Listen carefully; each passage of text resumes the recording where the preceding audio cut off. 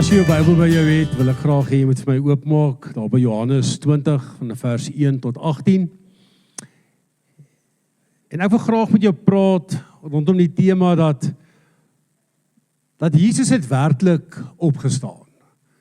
Ek wil regtig vir jou sê, hy het werklik opgestaan. As jy ook daar in die tuin van Getsemane is, en jy gaan na die tuingraf toe, dan is die graf leeg. Jy stap in die graf in, letterlik om net te sien, dis leeg. Want hy het opgestaan.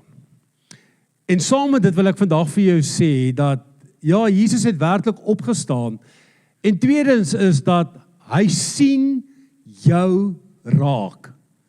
Hy sien jou gebrokenheid. Hy neem kennis daarvan. Hy sien dit raak.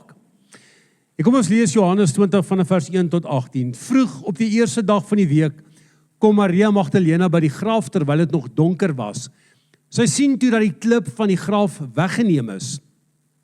Sy hardloop toe en kom by Simon Petrus en by die ander disipel, die een vir wie Jesus baie lief was, en sê vir hulle het die Here uit die graf weggeneem en ons weet nie waar hulle hom neergelê het nie. Petrus en die ander disipel het toe uitgegaan en na die graf gegaan. Die twee het saam begin hardloop. Nou kry jy daai prentjie in jou kop. Ek dink nie Petrus was die fynste, kleinste, maarste ouetjie gewees nie, dat hulle hardloop. En die ander disipel natuurlik, dis praat van Johannes, was vinniger as Petrus gewees en het eerste by die graf gekom. Toe hy vooroor buig, sien hy die linnen doeke daar lê, maar hy het nie ingegaan nie. Dis nou Johannes. Hier kom Petrus, sy wille persoonlikheid, en hy gaan toe in. Simon, toe hy vooroor buig, sien hy die linnen doeke lê, maar hy het nie ingegaan nie. Simon Petrus kom toe agterna, en gaan in die graf in. Hy sien die linnen doeke daar lê. En die doek wat om Jesus se kop was, nie saam met die linnen doeke nie, maar apart opgerol op 'n plek alleen. Nou, miskien net gaan 'n bietjie daar stop. Miskien net gaan teruggaan daar na die Joodse tradisie toe. Die Joodse simboliek van 'n opgevoude doek. So was 'n Joodse eetgewoonte dat wanneer jy jou servet vou, is dit 'n teken dat jy gaan terugkom, dat jy weer gaan kom eet. Wanneer die servet weggegooi word, dan sê dit ek is klaar. 'n netjies gevoude servet, die tradisie beteken ek kom terug. En ook op die wyse waarop hierdie doeke gevou is dit netjies gelos. Wat ook miskien vir my en vir jou wil sê, dit was nie in 'n haas gewees nie. Dit was nie van om vinnig daar weg te kom of om te vlug nie. Nee, dit is netjies gelos, die kopdoek apart opgerol, en ek dink dit was doelbewus ook so, dat Jesus ook daardeur 'n teken wou gee, vir die mense wou sê, dat ek is nie klaar nie, ek kom weer terug. Kom ons lees verder, vers 8. Daarna het die ander disipel ook ingegaan, die een wat eerste by die graf aangekom het, en hy het gesien en geglo. Hulle het immers nog nie die skrif verstaan, dat Jesus uit die dood moes opstaan nie. En toe het die disipels weer huis toe gegaan. Maar Maria het buite die graf bly staan en huil. Terwyl sy huil, het sy vooroor gebuk om in die graf te kyk. Sy sien twee engele in wit klere daar sit, een by die kop en een by die voete, waar die liggaam van Jesus gelê het. Hulle sê vir haar, vrou, waarom huil jy? Sy antwoord hulle, omdat hulle my Here weggeneem het, en ek weet nie waar hulle hom neergelê het nie. Nadat sy dit gesê het, draai sy om en sien vir Jesus daar staan, maar sy het nie geweet dat dit Jesus is nie. Jesus sê vir haar, vrou, waarom huil jy? Wie soek jy? Sy het gedink dat dit die tuinier is en sê vir hom, meneer, as u hom weggevat het, sê vir my waar u hom neergelaat het en ek sal hom gaan haal. En Jesus sê vir haar, Maria. Sy draai om en sê vir hom in Hebreëus, Rabboni, dit beteken leermeester. En Jesus sê vir haar, moenie aan my vasklou nie, want ek het nog nie opgevaar na die Vader nie. Maar gaan na my broers en sê vir hulle, ek vaar op na my Vader en julle Vader, en na my God en julle God. Maria Magdalena het toe na die disippels gegaan en aan hulle vertel, ek het die Here gesien, en sy het aan hulle gesê wat hy vir haar gesê het. Net tot sover. As jy kyk na die week wat verby is in Jesus se lewe, dan sien ons dat van die begin waar hy ingekom het, triomfantlik het hy in Jerusalem ingekom op 'n donkie. Daar was fees gevier, daar was 'n hulle het hom erken as koning, en daarna was dit die tuin van Getsemane. En dit waaroor ons Vrydag gepraat het, en alles wat daar plaasgevind het. En dan sien ons dat van daar af is hy in hegtenis geneem. Was daar 'n vals hofsaak gewees? Is hy gekruisig en begrawe? En ek dink vir sy disippels was dit 'n ongelooflike traumatiese ervaring gewees. Dit wat hulle beleef het, want dink bietjie mooi, dat hulle het alles prysgegee vir Jesus. Alles prysgegee om hom te volg. En ewe skielik, terwyl hulle nog eet, neem Jesus die brood en hy breek dit en hy sê, dis my liggaam wat vir julle gebreek gaan word. Dis my bloed wat vir julle gaan vloei. En so dikwels as julle bymekaar kom, doen dit tot my nagedagtenis. En ek dink daardie disippels het gewonder, wat nou? Wat is nou besig om te gebeur? Jesus het die voete gewas van sy disippels en hy vertel hulle van hierdie misdadigers dood wat hy gaan sterf. En ek dink letterlik dat die mat is onder daardie disippels se voete uitgeruk gewees. En toe gebeur alles net vandag en Jesus is gekruisig. Alles waarin hulle geglo het. Die persoon in wie hulle geglo het. Vertel vir hulle, hy gaan hulle verlaat. Ek dink ek en jy ken ook daai verslaanheid. Ek dink ek en jy ken ook daardie skoknuus wat jy hoor. Ek en jy ken ook daai emosie en gevoel is daai telefoon lui en dis slegte nuus. Of 'n klop aan die deur. Of 'n boodskap wat jy op jou foon kry. Ek en jy ken daardie gevoel wanneer jy hoor dat jy iemand naby aan jou verloor het. Iets waarop jy dalk gehoop het, dat dit in 'n sekere manier gaan uitdra, nie so uitgedraai het nie. Jy ken daardie teleurstelling, jy ken daai seer. En wanneer jy ook ervaar, Here, jy het my nie steek gelaat. Ek het dit so nodig gehad. Ek het so gehoop, ek het so vertrou dat dit gaan gebeur en nou dit nie gebeur nie. En dit voel vir my dat iets my teleurgestel. En toe kom die Sondagoggend. Jesus het werklik opgestaan. En dit verander alles. Maria se omstandighede. Toe sy erken en besef dat dis haar leermeester, dis haar rabbi. En toe sy in Hebreëus vir hom sê, Rabboni, kyk ons na haar lewe, en dan vertel Lukas so 'n bietjie meer van haar lewe. Dis die vrou uit wie Jesus 7 demone gedryf het. Sy was 'n gebroke vrou, 'n vrou vol pyn en seer, en die stikkenheid van die wêreld het aan haar vasgekleef. Boonop dit het sy nog 'n stigma gehad. Dit was 'n slegte vrou gewees. 'n Vrou in daardie tyd wat hulle uitgestoot het en wat niemand meer niks te doen wou mee gehad het nie. En op pad kom en op pad kruis Jesus in.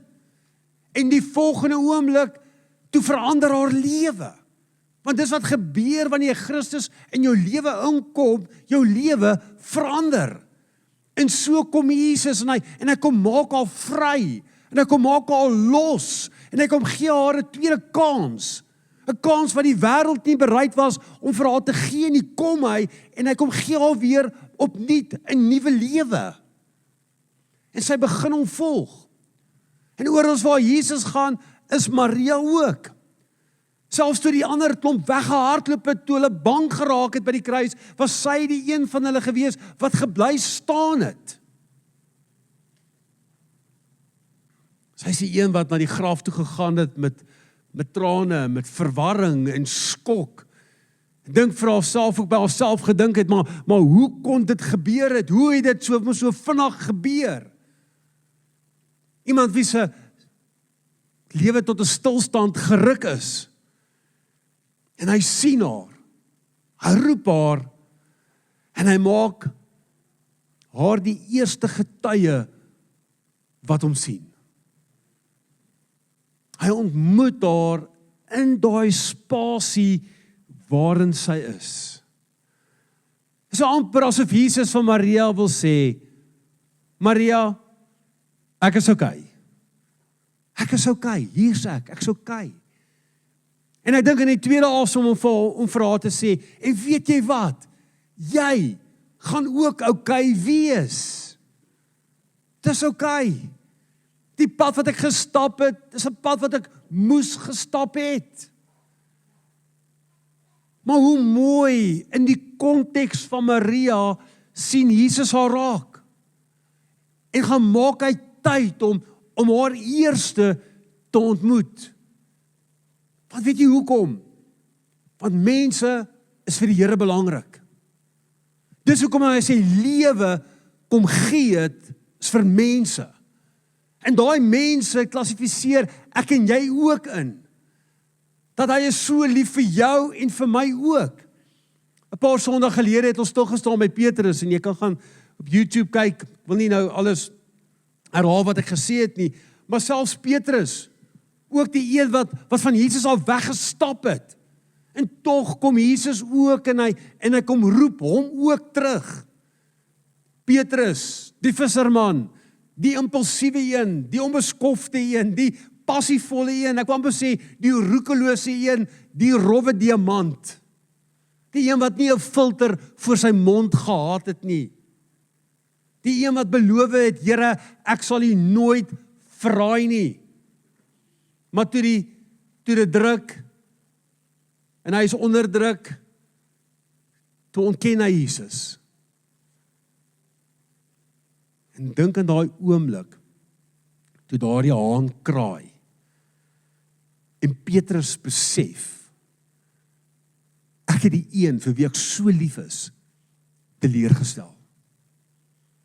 En daardie oogkontak vind plaas, en Jesus draai om, en hy kyk vir Petrus, en Petrus kyk vir hom, en ek dink op daardie oomblik, het daar iets gebreek in Petrus. En al wat hy kon doen is om maar net weg te gehardloop het. Hy verdwyn van die toneel af, hy skaam, hy skuldig. En hy kom saam met Johannes by die graf aan. Maar toe hy hoor die graf is leeg, toe wil hy self gaan kyk. Dis waar hy besluit toe, maar ek gaan saam met hierdie man hardloop. Ek wil met my eie oë gaan sien dat die graf leeg is.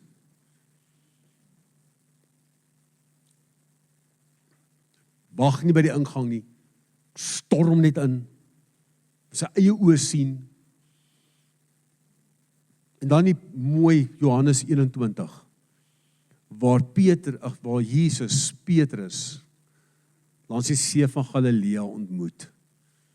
Gaan luister daai preek, om 'n spasie skep, 'n geleentheid skep, om vir Petrus weer te herstel. Want Jesus weet dat dit wat Petrus gedoen het, het hom gebreek. Hy weet dat Petrus se vrymoedigheid weg is. Dat hy vol skuld is, dat hy skuldig voel oor dit wat hy gedoen het. Dat hy eerder maar besluit om maar weer terug te gaan na sy ou ambag toe, om te gaan visvang en dit te doen wat hy ken en dit wat hy nie verkeerd kan doen nie. En tog kom Jesus en hy En hulle sien vir Jesus op die wal en Petrus swem en terwyl hulle klaar geëet het, dan vra Jesus vir hom, het jy my lief? En ons het dit gedoen. Dan vra hy vir hom agape lief. Dan sê Petrus filia, broederlik lief. Agape is goddelik lief, filia is broederlik lief. Dan vra Jesus hom weer, het jy my agape lief? Dan sê Petrus, ja Here, ek het die filia lief. En dan die laaste is dit interessant, dan verander dit. En dan sê Jesus, het jy my filia lief? En dan sê Petrus, Here, u weet, ek het u lief. Met ander woorde, waar Jesus die speelveld gelyk maak vir Petrus om te sê, ek aanvaar jou net soos jy is. Ek aanvaar jou. Ek is lief vir jou. Ek het 'n taak vir jou. Ek het 'n werk wat jy vir my moet gaan vervul in hierdie wêreld. En as ons dan kyk wat Petrus gaan doen, gaan draai hy die wêreld om. Gaan verkondig hy Jesus Christus. Ek dink amper asof Jesus vir Petrus ook wou gesê het, Petrus, ek is okay. En ek wil vir jou sê, Petrus, jy gaan ook okay wees. Ek wil jou die versekering daartoe gee. Jy sien, want Jesus sien jou raak. Hy sien jou raak reg waar jy is op hierdie oomblik, ook in jou lewe. Ek wil amper sê, jy hoef half nie reg te wees nie. Maar hy is reg om jou in daai spasie te ontmoet. Hy is daar en hy kom na jou toe. Al is daar hartseer, al is daar skuld, al is daar verwarring, al is daar teleurstelling, hy kom om jou te ontmoet. Hy kom om vir jou te sê dat jy gaan okay wees. Hy het vir Maria kom ontmoet in haar trane. Hy het vir Petrus kom ontmoet in sy skuldgevoelens wat hy gehad het. Hy het vir Thomas kom wys, hier is my wonde, dit is regtig ek. En dan moet ons besef dat, soos ek nou gebid het, dat die lewe is vol teleurstellings. Die lewe is vol seer, die lewe is vol gebrokenheid. En ek hoef jou nie daarvan te vertel nie, want jy ken dit, jy weet dit. Jy maak jou Facebookblad oop, jy sien dit. Jy maak Netwerk 24 so koerant oop en jy scroll en al wat jy sien is stikkenheid en gebrokenheid en hartseer. Dit word in jou kele af ingedruk. Jy is al so gedesensiteer dat jy is afgestomp vir al hierdie slegte nuus, want dit is deel van ons daaglikse lewe. Want die teleurstellings is dat ek en jy mense verloor. Deel van die stikkenheid en die gebrokenheid is dat mense gaan dood. Dit is 'n seer, dit is 'n pyn. Ons ervaar dit almal, niemand is daarvan vrygestel nie. Die realiteit is drome, kom ons sê maar drome bars. Hierdie pragtige ligballonne wat ons bou, bars. Dat dit wat ons graag wil hê moet gebeur en ons prentjie hoe dit moet wees, realiseer baie keer nie. Die ander punt is, ek en jy maak foute. Ons maak foute, ons maak stupid foute. Ons maak foute om agterna te dink, maar hoe te ongeluk het dit gebeur? Hoe kon ek dit gedoen het? Hoe kon ek so opgetree het? Hoe kom het ek dit gesê? Ons maak foute. Ek dink dis hoekom Jakobus baie keer sê, of ook sê, hy sê, pas op jy wat heilig leef en dink alles is in plek en reg en mooi. Pas op dat jy sê, dit sal nooit met my gebeur nie. Hy sê, pas op daarvoor. Mense maak foute. Jy maak foute. Ander mense maak jou seer. Iets is uitgelewer, miskien by 'n werksplek, situasie.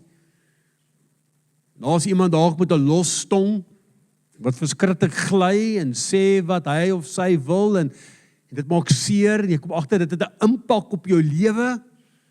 Dis baie keer nie eens direk nie, dis baie keer dalk net subtiel, of net iets wat iemand sê, en jy voel, dis asof iemand jou met 'n dolk steek. En dan baie keer in hierdie omstandighede voel jy, "Sjoe, Here, waar is U? Waar is U?" Maar die opstanding en die leë graf wys vandag vir jou en vir my dat Jesus is nie klaar met jou nie. Jesus is nie klaar met jou nie. Daar is lewe na die graf. Jy is nie te ver, jy is nie te sleg of te laat vir God se genade nie. Kan ek dit weer sê? Jy is nie te ver, jy is nie te sleg of jy is nie te laat vir God se genade nie. Hoekom nie? Want soos ek gesê het, hy sien jou raak. Hy is bewus wat in jou lewe aan die gang is. Hy het Maria raak gesien, hierdie sogenaamde slegte vrou, met 'n hart vol liefde. Hy het vir Petrus raak gesien, 'n man vol skuld, maar met 'n roeping. Hy sien jou raak, hy sien my raak, in jou chaos, in jou stikkenheid, en in jou vrae. En in daardie omstandighede kom God en hy sê, ek wil jou ontmoet. Waar? Nie wanneer jy op 'n beter plek is nie. Nie wanneer jy deur hierdie storm gegaan het nie. Nie wanneer jy jouself weer herstel het en jy op 'n beter plek is nie. Hy sê nee, ek wil jou juist daar ontmoet waar jy rock bottom is. Ek wil jou juist daar ontmoet waar jy die stikkenheid en die gebrokenheid in jou lewe ervaar. Ek wil jou daar ontmoet waar jy nog nie als uitgepluis het in jou lewe en jy weet nog nie lekker waartoe om te gaan nie. Ek wil jou daar ontmoet. Ek wil jou ontmoet daar waar jy sit in 'n plas trane. In 'n kamer vol twyfel. Of miskien soos Petrus wat hom bevind het in 'n boot in sy ou ambag. Dis waar God jou en my wil ontmoet. En daarom is hy altyd besig. Altyd besig om 'n geleentheid voor te berei sodat ons saam kan wees.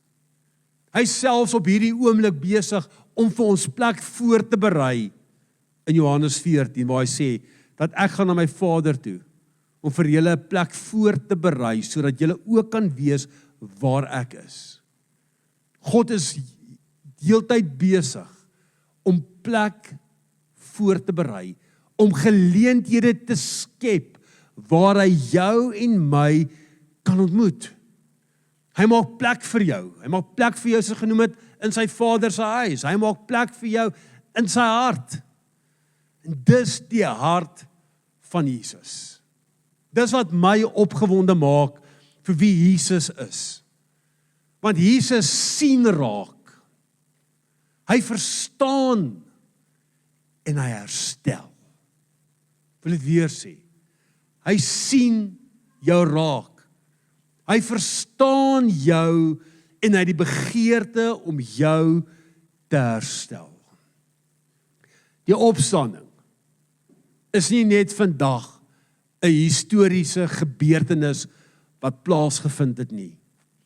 Dit is vir jou en vir my 'n persoonlike uitdaging om te weet dat die graf is oop en dit skep die geleentheid waar die Here jou in jou omstandighede, in jou posisie wil kom ontmoet. En dan sê hy vir Maria, hy sê, moenie my vashou nie. Hy sê, gaan eerder en gaan vertel. Gaan vertel wat jy beleef het. Gaan vertel wat jy gesien het. Hy kom verder en hy sê vir Petrus, volg my. Volg my. En jy gaan sien waartoe ek jou gaan lei. Wil afsluit deur te sê, Jesus leef. Amen. Hy praat. En hy sien jou raak. Kan ek 'n laaste amen vir daai een kry? Hy sien jou raak. Mag jy dit nie net hoor nie, maar mag jy dit beleef. Mag jy vandag beleef dat God sien jou raak. Hy sien jou totaliteit van menswees raak. En nadat hy alles gesien het en alles van jou weet, en dit wat jy daar probeer wegsteek, en dit wat jy dalk nie kon wegsteek nie, hy kyk na jou en hy sê, maar ek is lief vir jou. Ek sien jou raak. Ek sien jou as my kind. Ek sien jou as iemand spesiaal en wonderlik in my oë. Maar wat ons baie keer doen is, dat wanneer ons nie op 'n goeie plek is in ons lewens nie, dan hardloop ons weg. En ons probeer wegkom van die Here af. Ons probeer wegkom van geleenthede af. Ons probeer wegkom van kerk af of omgee groep of ons probeer onsself isoleer. En tog soek die Here 'n geleentheid. Noem dit maar soos wat ons noem 'n spasie om jou net te kan ontmoet in die omgewing en in die omstandighede waarin jy jouself bevind.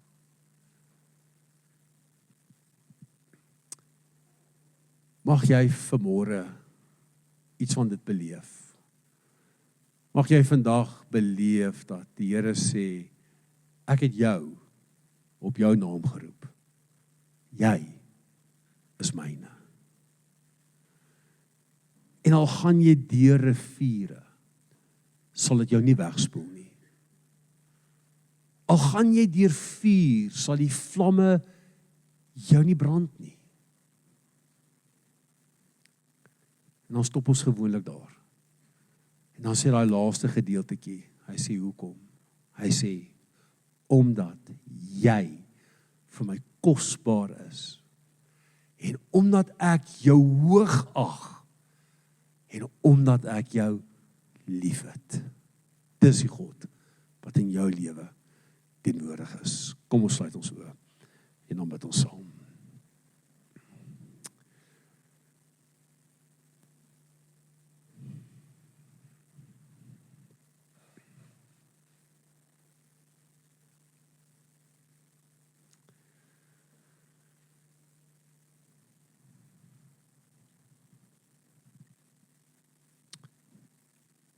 O Here, U is groot.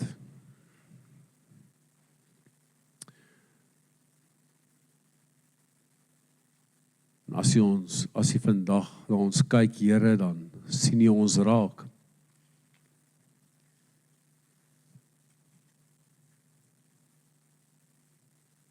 Miskien is hier vandag mense, Here, wat nog vashou aan, miskien aan keuses en besluite wat gemaak is. Mense wat nooit kan loskom van verlede nie.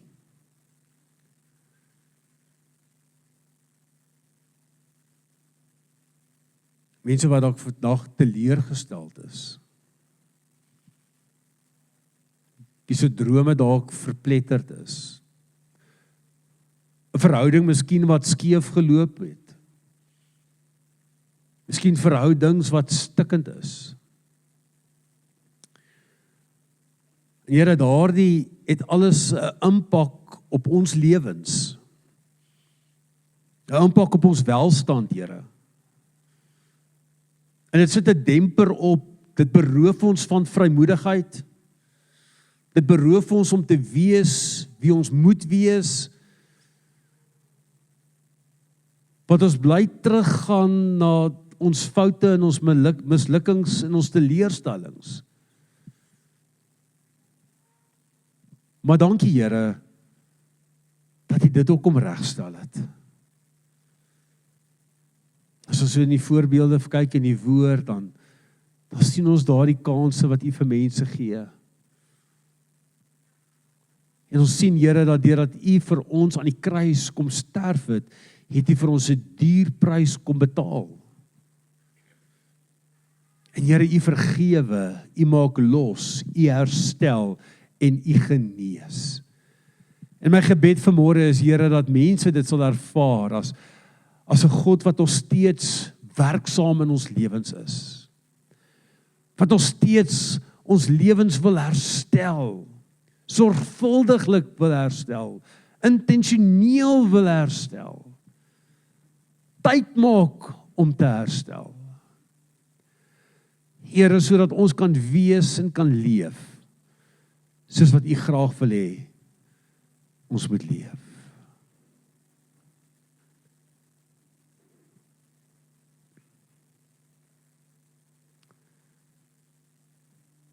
Dankie vir opstanding Sondag. Dankie dat die graf leeg is. Dankie dat die graf ook 'n storie vertel, dat dit is nie klaar nie. U gaan terugkom. U gaan terugkom en gaan U kinders kom haal. Maar Here, totdat dit gebeur, help ons om so te leef, soos wat U graag wil hê ons moet leef. Help ons om die beste van ons lewens te maak. Laat ons elke geleentheid sal gryp om so te leef, soos wat U graag wil hê ons moet leef. Waar ons in ons verhouding staan met ons man, vrou, kinders, Here, dat dit vir ons belangrik sal wees om hulle raak te leef, om by hulle uit te kom. Dat ons al besef, dit gaan nie oor lewensstandaard nie, maar dit gaan oor lewenskwaliteit. En dat ons tyd en energie in dit sal belê wat ewigheidswaarde sal hê.